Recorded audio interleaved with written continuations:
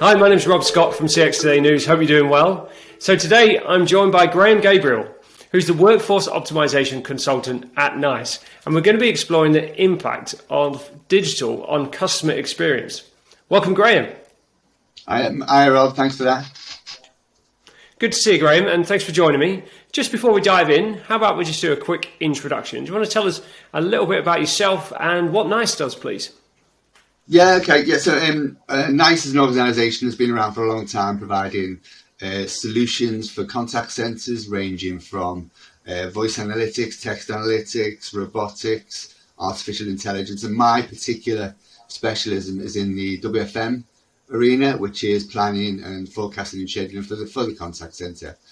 My background, my role at NICE is as a pre-sales consultant, but before that, I did the best part of 15 years working in a contact centre, right up from agents to head of planning.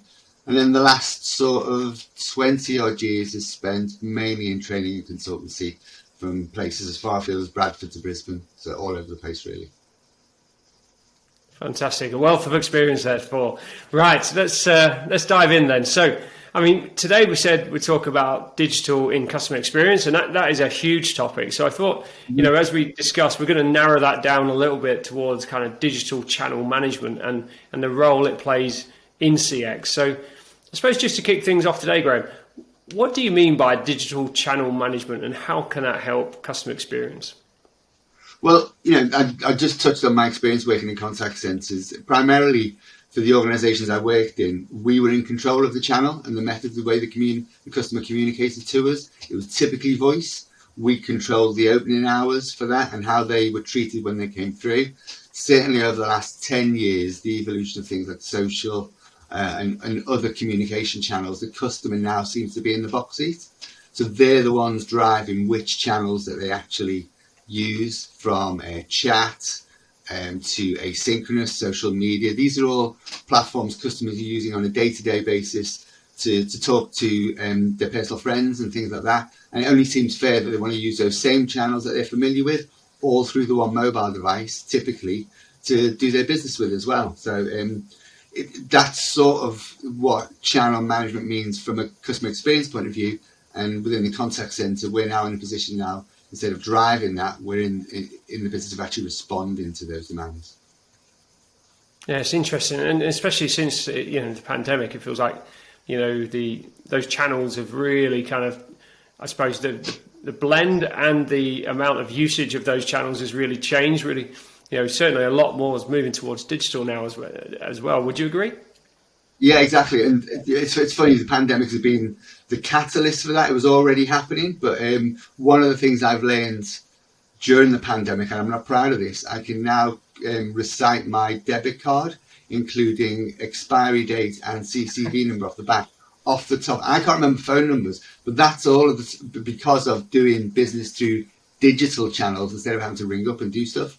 So everything's accelerated in that kind of way. And I just have to look. I've got grown-up kids. None of them own an email address. They never use the phone for voice. Everything is through digital channels through their phone, and they're the consumers of tomorrow. Yeah, absolutely. So, I mean, let's talk about, I suppose, what's happening right now. I mean, a lot of organisations are trying to figure all this out. So, what challenges exist for CX leaders trying to navigate their way through digital CX?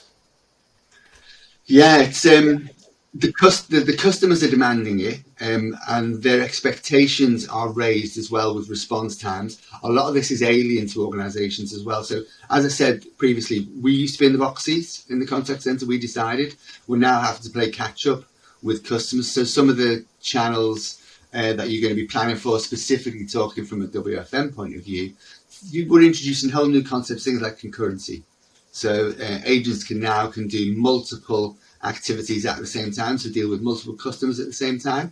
And typically as well, with the rise of self-serve and automation, a lot of those queries, when they're actually coming through to the contact centre, regardless of channel, are more complicated and sophisticated than they would be historically as well. So not only are we getting a wider different channels coming into the contact centre, the complexity of the queries customer raising with us and actually using those channels to talk to us has been raised as well. So it's more channels, more complicated as well. So they're the challenges people are facing today, and having to look at that. It's from a service point of view, what we don't want to do as an organisation is be in a position where we're disappointing our customers across multiple channels instead of just one voice. We need to be able to handle all of them. Yeah, I can imagine there's a lot more things to go wrong. So more channels means, potentially more, customer experience disasters as well if it's not done, not done right ultimately. And it's not a level playing. Any more customers are assessing and judging your organisation, not just on other businesses in your vertical, but on every other organisation they're doing business with and how they're managing their digital queries. That's a really interesting point, isn't it? Yeah, because there's a lot of competition out there, especially in the digital world. So, and I suppose some companies really do set the bar quite high. So, yeah, it's a really good point. So how can CX leaders overcome these challenges? What kind of solutions exist? Well, just from a personal point of view, obviously your WFM system is the system that you're going to use to sort of plan and calculate how many people you need to satisfy those. So you need some kind of solution that's going to allow you to incorporate all those variables. And this is getting to quite a bit of detail now to allow for things like concurrency and multi-skilling and proficiency, and to understand how to route those activities into people who should get them, what skills they should do. And then across the wider WFO portfolio, which is the wider portfolio that, for example, NICE provide, things like quality management, automation, robotic assistance, all of those kind of things to elevate the experience the customer gets when they actually get through to an agent. It's really interesting. The competing stakeholders in contact centres typically have always been agents, customers, and the actual management. They've all been competing for focus. There's an argument at the moment, and this is where WFM plays a really important role, is the focus is very much on employees now, with the best performing organisations from a customer experience point of view are also the best performing organisations from an employee engagement point of view. And when a customer does contact you, regardless of channel, they really do become moments of truth. So we need to be available to those customers when they come to us, regardless of channel, and have agents who are motivated and fully trained and upskilled to handle those. It's a really interesting time, isn't it, where agent experience is really at the forefront now, isn't it? So, as we go forward into 2022, what advice would you give CX leaders, looking to optimize digital CX? Is to have a strategy for a start, even if you haven't started as well. I've heard someone made a really good point to me recently. It's a bit like a dance floor, and all your customers are on the dance floor now.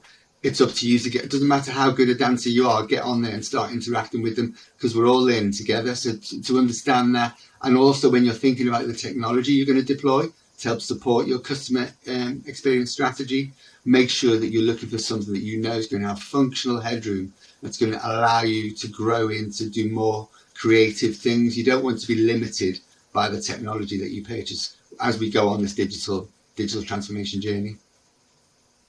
Yeah, it's really interesting. Yeah, choose your tools carefully, I think, as you're trying to say that. Yeah, and have a plan and make sure it's scalable. Yeah, you're absolutely right. So, for anyone out there looking to find out more about NICE, what's the best way to get in touch?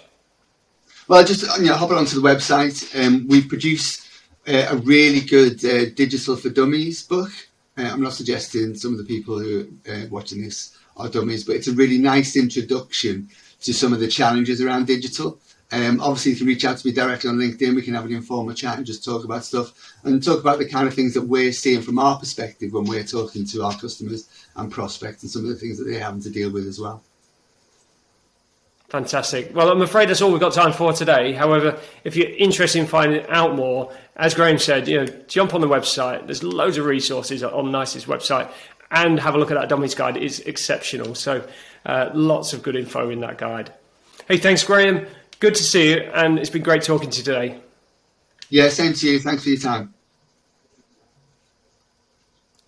And thanks to everyone for watching CX TV. If you've got some good takeaways from today's session, do give us a quick mention on social and subscribe to our channel for more industry news and insights. I'm Rob Scott from CX Today. Thanks for watching.